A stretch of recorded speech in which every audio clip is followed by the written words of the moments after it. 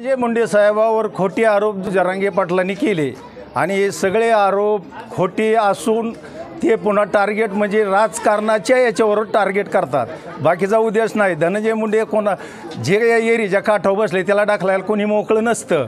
ते त्यांना राजकारण करायचे, त्यांना पुढं जायचं, ते भविष्यात मोठा नेता होणार आहे आणि तुम्ही टार्गेट केल्याने काय तो काही बारीक नेता होऊ शकत नाही। उलटी त्याला जास्त प्रोत्साहन मिळतं तुमच्या टार्गेटमुळं। आणि धनंजय मुंडेला वारंवार जर तुम्ही टार्गेट करीत असताल तर पूर्ण ओबीसी समाज त्यांच्या पाठोमागं जास्त बहुसंख्येने उभा राहतोय।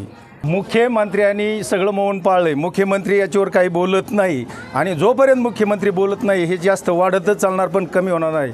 असं दोन्ही समाजात दुफोळी झाल्याशिवाय राहणार नाही आणि याचे परिणाम महाभारताकडे जाऊ शकतात। जसं महाभारतात घडलं, धनंजय टार्गेट करीत राहिले, समोरची पार्टी धनंजयावर टार्गेट करीत राहिले, त्याच्यामुळं देवाला कुठंतरी भूमिका घ्यावी लागली आणि धनंजयाला सावरावं लागलं आणि सावध होऊन त्याला तोंड द्यावं लागलं।